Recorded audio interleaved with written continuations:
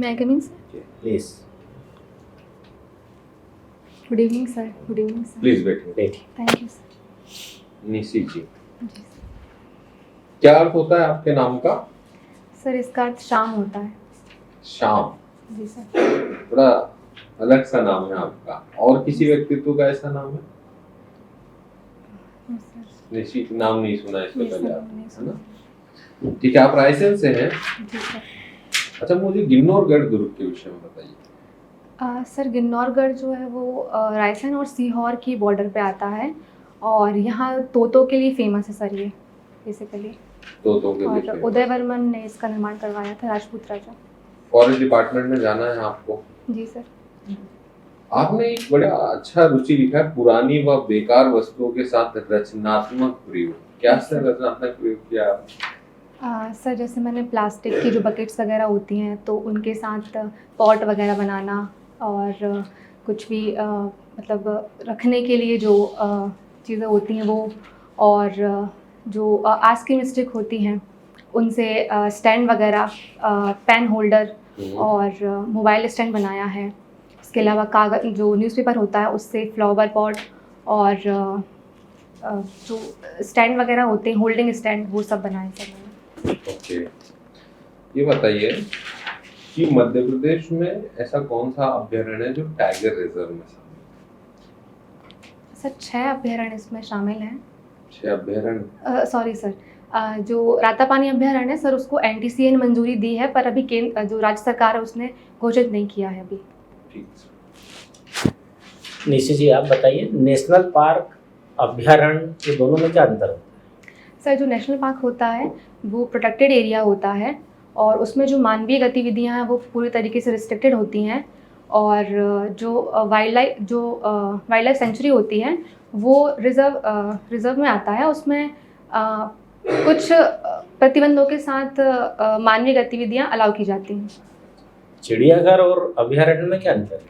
Sir चिड़ियाघर में जानवरों को कहीं दूसरी जगह से लाके वहाँ पर रखा जाता है तो ये एक्स सिटू की तरह काम करता है, लेकिन जो अभ्यारण्य है वो इन सिटू की तरह कार्य करता है। वहाँ पर जो जहाँ मतलब जो वाइल्ड लाइफ वहाँ की जो फ्लोरा और फोना है उनको वहीं कंजर्व किया जाता है। अच्छा अच्छा, सबसे छोटा अभ्यारण्य कौन सा है? सर राला मंडल। मध्य प्रदेश राला मंडल इंदौर का। ये सिरपुर क्यों चर्चित है इंदौर का?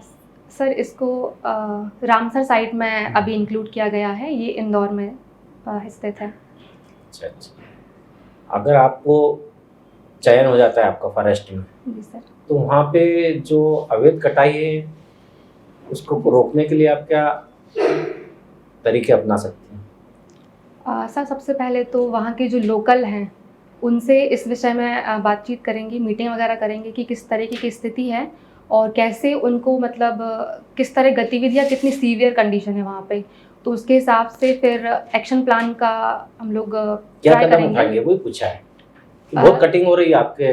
जी सर, जहाँ पे सबसे आप पहले पोस्टर सर जो वहाँ का लोकल तंत्र है उसको मजबूत करेंगे सर, ताकि अगर कहीं भी कटाई ऐसी जैसी कुछ भी घटनाएं होती हैं तो तुरंत हम लोगों को फॉरेस्ट डिपार्टमेंट को इसकी जानकारी मिले और हम लोग उस पर काम कर सकें। साथ ही वहाँ का जो पुलिस प्रशासन है उसके साथ कोऑर्डिनेट करेंगे और जो भी चौकी वगैरह रहती नाका जो फॉरेस्ट का होता है। मतलब आप सब दूसरों पे डिपेंड होके बता रहे हैं कि ये आप स्वयं क्या प्रयास कर सकते हैं? सर संगठन के साथ अगर कार्य करेंगे तो उसमें ज़्यादा सफलता मिलेगी। आपके मन में कोई प्लानिंग नहीं कि मैं जाके ऐसा कर सकती हूँ? सर मैं अकेली तो इसके लिए कुछ ऐसा नहीं करूँगी, मैं अपनी पूरी टीम के साथ जाऊँगी और जो भी प्लान है सब साथ में एग्जीक्यूट करूँगी। आपको सर मतलब सहयोग की जरूरत पड़ेगी? सर एक प्लानिंग से अगर कुछ काम करते चलो हैं तो प्रश्न को ज़्यादा थोड़ा सा मोल्ड सक्सेसफुल। करते हैं। आपके जहाँ पे पोस्टिंग है उसके आसपास के गांव के लोग जो हैं वो बहुत ज़्यादा अवैध कटिंग करते हैं आपके यहाँ पे आके, जी सर। तो आप इसको किस तरह से रोक सकती हैं? सर उनको उनसे बातचीत करेंगे, उनको इसकी बातचीत से मान जाएंगे क्या? उनको तो आर्थिक सर- रूप से बहुत कमजोर है वो, जी सर। उनको जीवन यापन के लिए कटिंग कर रहे हैं। सर इसके लिए वैकल्पिक जो रोजगार है उनको अवसर किस तरह से प्रदान करेंगी? सर जैसे कि जो NTFP हैं तो उनका सही तरीके से मार्केटिंग करेंगे। और जो भी वन केंद्र जो वन धन केंद्र बनाए गए हैं हर जिले के स्तर पर, तो वहाँ उनकी मार्केटिंग करेंगे। इसका डेवलपमेंट कर सकते हैं सर उनके लिए, जैसे अगरबत्ती बनाना, मोमबत्ती, इन सब का होता है वहाँ पे, तो ये सब की ट्रेनिंग दे सकते हैं। और चूँकि मेरी हॉबी है कि मैं पुरानी चीज़ों से कुछ रचनात्मक कार्य करती हूँ, तो मैं उसका भी प्रयोग करूँगी। जैसे पेपर मैसी एक आर्ट होता है, तो मैं उसकी ट्रेनिंग उन लोगों को देना चाहूँगी। और जो भी मेरा मतलब एक्सपीरियंस है इस चीज़ को लेके, मैं उनकी महिलाओं को और वहाँ के जो भी लोग एक्टिव हैं इसमें, उनको इसके लिए जागरूक करूँगी। आज का दिन महिलाओं के लिए बहुत महत्वपूर्ण है, किस हिसाब से? Sorry sir. 1000 मिल रहे हैं सबको। सर लाडली बहना के तहत आज पहली किश्त ट्रांसफ़र की जा रही है ना? जी सर। आपके इंटरव्यू किस तारीख से है? सर 26 से 1 जुलाई तक। 26 जून से 1 जुलाई 1 तक। जुलाई तक। कौन कौन से जयंतियाँ आती हैं इस दौरान 26 से 1 जुलाई तक? नहीं मैडम, कैलेंडर देख लेना। जी सर। आपको BSc PCM है? जी सर। मैथ्स में बहुलक निकालने का क्या तरीका है? हर तरह के पेड़ गिने आपने, नीम कितने निकले, उसके कितने निकले, तो इस हिसाब से बहुलक निकालना है अपने को। सॉरी सर, मैं अभी रिकॉल नहीं कर पा रही हूँ, पर जहाँ तक उन सबको जोड़ के और जो भी स्पीसीज का नंबर रहेगा उससे डिवाइड करते हैं शायद। मैं अभी रिकॉल नहीं कर पा रही हूँ। सबसे ज़्यादा पेड़ जिसके होंगे ना, वही बहुलक हो जाएगा आपका, है ना, जिसकी संख्या सबसे ज़्यादा होगी। अब आखिरी प्रश्न आपसे, महिलाओं से जुड़ी 4 योजनाएं बता दीजिए मध्य प्रदेश शासन में। जी सर। अभी हाल ही में लाडली बहना योजना आई है, इसके अलावा लाडली लक्ष्मी योजना चलती है, बेटी बचाओ बेटी पढ़ाओ अभियान है, इसके तहत सर कन्या सुकन्या समृद्धि योजना जो कि पोस्ट ऑफिस द्वारा चलाई जाती है। लालिमा बोल रहे हैं आप? जी सर। जननी सुरक्षा सर बहुत पॉपुलर योजना। जी सर। एक बात बताइए, आपका एक हॉबी है वेस्ट टू बेस्ट, जी है ना, अनुपयोगी वस्तुओं से काम की चीजें बना लेना। इस वेस्ट टू बेस्ट की पॉलिसी को अडॉप्ट करके इंदौर और भोपाल नगर निगम ने एक ऐसा काम कर डाला है जिससे पूरा भारत आश्चर्यचकित है कि हम ये भी कर सकते हैं। ऐसा क्या कार्य है वो? सर इससे जो एक मिनट टाइम लेना चाहूँगी सर। इससे CNG प्लांट्स लगाए गए हैं, तो वेस्ट से CNG प्रोड्यूस की जा रही है। और इसके अलावा जो इंदौर नगर निगम ने जो ट्रेंच ग्राउंड है उसका जो कचरा है उसको साफ करके एक बहुत बड़ा प्लांट लगाया है। तो इसका अच्छा यूज किया जा सकता है ना। ग्रामीण क्षेत्रों में कैसे यूज करेंगे? सर जो गीला कचरा है उससे हम जो गोबर गैस है, जो कंपोस्ट खाद है उसका यूज़ कर सकते हैं, उसको बना सकते हैं। और जो सॉलिड वेस्ट है सर उसके लिए हम कलेक्टिंग सेंटर बना सकते हैं, और जो भी रिसाइकलिंग यूनिट्स हैं तो उनको वो सप्लाई कर सकते हैं, तो ये अच्छा रहेगा। लेकिन एक बहुत बड़ी समस्या अभी नगरीय निकायों के सामने प्लास्टिक वेस्ट की। Yes sir. ये हमारे शहर ही नहीं, पूरे देश की, पूरी दुनिया के लिए सबसे बड़ी समस्या है। प्लास्टिक वेस्ट का क्या करें हम? नष्ट भी नहीं हो सकता। सर एक तो इसको रीयूज कर सकते हैं, जो मेरी हॉबी है उसके थ्रू। RRR फार्मूला अडॉप्ट किया गया जी है। सर। क्या है RRR फार्मूला? रिड्यूस, रीयूज और रिसाइकल। रिसाइकल। जी सर। तो संभव है इसमें? यस सर, बिल्कुल संभव है रिसाइकलिंग। चलिए, वेरी गुड। अब एक क्वेश्चन पूछ लेता हूँ मैं। रायसेन का शेरशाह सूरी से क्या संबंध है? सर 1543 में शेरशाह सूरी जो कि सूरवंश का संस्थापक था, तो उसने रायसेन के किले को जीतने के लिए उस पर आक्रमण किया था, और धोखे से जो वहाँ के राजा थे पूरनमल, तो उनको हराया था। तो ये उसके जीवन काल पर एक धब्बा माना जाती है। धब्बा क्यों माना जाता है इसको?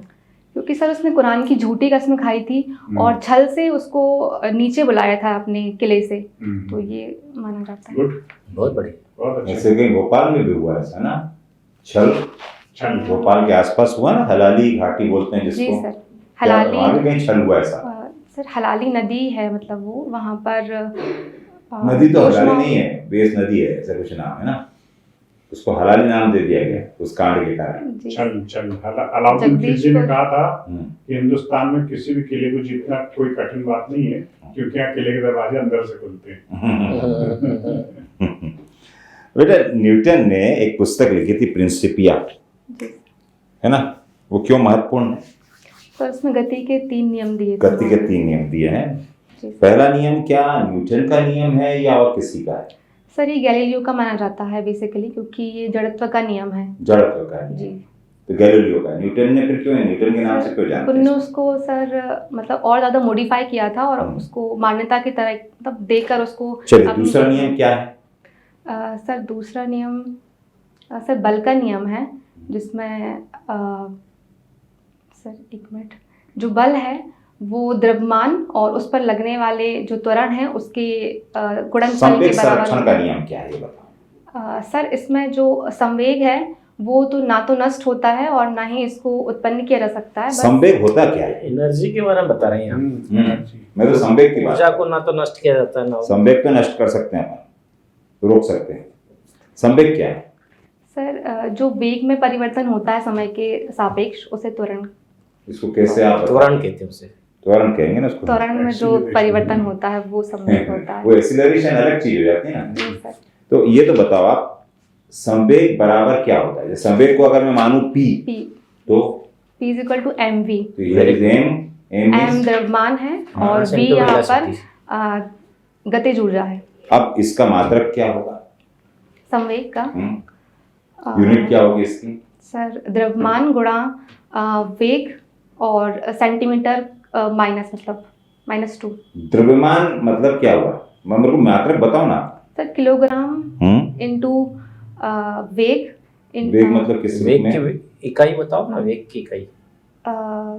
मीटर पर सेकंड स्क्वायर। हाँ पर ठीक है। बताओ न्यूटन का ये जो गति का नियम है ये किस प्रकार के गतिशील कणों पर लागू नहीं होते? कुछ गतिशील कण हैं उन पर न्यूटन के गति के नियम लागू नहीं होते। Sorry sir. न्यूटन की गति के नियम फेल हो जाएंगे वहां। कुछ गतिशील कण हैं सर अभी मैं मुझे याद नहीं है। भाई, जिनका वेग प्रकाश के वेग के बराबर हो, ओके। है कि नहीं? ऐसे कण जिनका वेग प्रकाश के वेग के समतुल्य हो, समरूप हो, वहां न्यूटन गति का नियम काम नहीं करेगा। करेगा? पढ़ा होगा ना ये सब। चलिए कोई बात नहीं। मुझे ये बताओ बेटा, भारत में हमारे मध्य प्रदेश में गिद्ध संरक्षण परियोजना कब से लाई गई है? सर 2009 से, जहाँ तक मैं याद कर पा रही हूँ सर। कि 2006 से? क्यों लाई गई ये परियोजना, ये बताओ। सर जो गिद्ध हैं सर उनकी जनसंख्या जो है वो धीरे धीरे कम होती जा रही है, तो उनके संरक्षण के लिए। कब से, कौन से डिकेड में या कौन सा दशक में गिद्धों की संख्या में भारी गिरावट आई? सर मैं अनुमान लगा सकती हूँ सर। चलिए। सर 1950 के समय से नहीं, उसमें बहुत थे कम- वो तो, हमने तो बचपन में बहुत देखे। जब तो बहुत थे।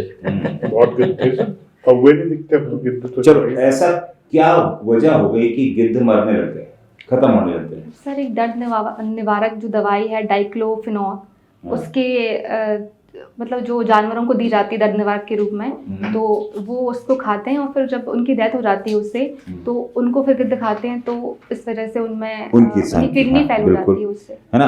तो कितनी गिद्धों की कितनी प्रजातियों पर भारत में संकट मंडरा रहा है? चलाना सर भारत में 9 प्रजातियां हैं। Very good. अच्छा, हमारे मध्य प्रदेश में 2019 में कितने गिद्धों की संख्या हमें मिली है? सर 9446। 2019 में अब बढ़ गई होगी। सर अभी 19 के बाद अभी हुई नहीं है। वही 8398। जटायु कितने जटायु? बताएं। सर 7 प्रजातियां हैं ना, उसमें जटायु की भी एक प्रजाति होगी। क्या है उसका नाम? Sorry sir. अभी वर्तमान में देखिए, गिद्धराज थे। हमारे यहाँ जो गिद्ध हैं, जो गिद्ध हैं हमारे यहाँ पर, तो उन गिद्धों की जो संख्या है कहीं ना कहीं अंतर प्रजनन के कारण भी घट रही है। अंतर प्रजनन के कारण भी संख्या घट रही है ना? तो हमको जो है उनकी आनुवांशिक विविधता बढ़ानी है, तो इसके लिए कौन सा प्रोजेक्ट अभी लाया गया है या कोई उपाय किया गया है? कहीं बाहर से गिद्ध बुलाए गए हैं हमारे मध्य प्रदेश में? यस सर, हम्म। हरियाणा के हम्म। पिंजौर से हाँ अभी आज ही न्यूज़ आई थी कि हाँ। पिंजौर से कुछ गिद्ध लाए जा रहे हैं ताकि हम्म। उनकी आनुवंशिक कौन कौन सी प्रजाति के बुलाए जा रहे हैं बेटा? सर 2 प्रजातियां पर मैं उनका नाम रिकॉल नहीं कर पा रही जिप्स इंडिकेस है, जी। एक और एक जिप्स इंडिकेस है जी और एक जिप्स बेंगालन है, बेंगलिन है ना? अब जिप्स बेंगालन है और जिप्स इंडिकेस है। अब मैं तो नहीं जानता उनको, वो एक ने बता दिया कि भाई हम बुला रहे हैं, 2 गिद्ध लाके खड़े कर दिए उन्होंने, बोले ये जिप्स इंडिकेस है, और दूसरा बोल दिया उन्होंने जिप्स बेंगालन। अब मैं कैसे पहचान करूँ? सर उनकी कुछ शारीरिक ऐसी बनावट होती है जिसके द्वारा पहचान सकते हैं और डीएनए के थ्रू। चल, एक की जो है चोंच लंबी होती जी सर। है ना, और एक की जो पीठ होती है ना उसमें व्हाइट स्पॉट होता है। किसमें क्या होता है? सर सॉरी सर, नहीं पढ़ा आपने? नहीं। कोई बात नहीं, है ना। एक चीज़ और बता दो, मध्य प्रदेश में जो है इस समय जो है जो TOF है या ट्री आउटसाइड फॉरेस्ट कितना है? सर 27% है। ट्री आउटसाइड फॉरेस्ट क्या होता है? सर जो रिकॉर्ड फॉरेस्ट एरिया के बाहर होता है, हम्म, जितने भी पेड़ होते हैं वो TOF में गिने जाते हैं। TOF में गिनी जाती है। कौन कौन सी? जैसे अपन बताएं, मैंने आपसे कहा कि एक ट्री कवर्ड एरिया जी सर। है ना, और एक होता है फॉरेस्ट कवर्ड एरिया। तो what is forest covered area? जी। फॉरेस्ट कवर्ड एरिया क्या है?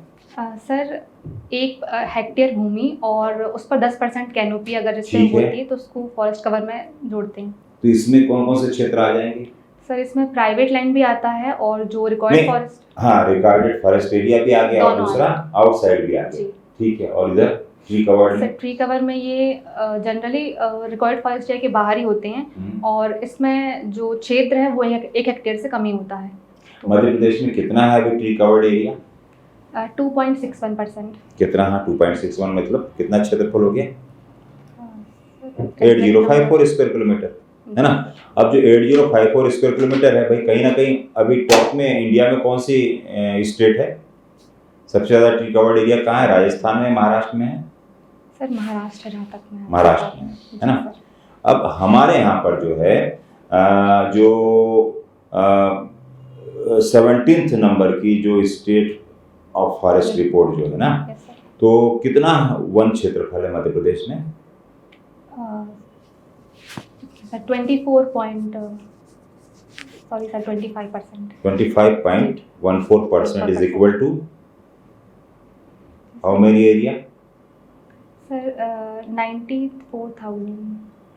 सर एग्जैक्ट नंबर मुझे मैं तो ये बोल रहा हूँ ना, ये फॉरेस्ट रिपोर्ट के बारे में। वो तो आप बता रहे हो recorded forest area 94,689.38 square kilometre.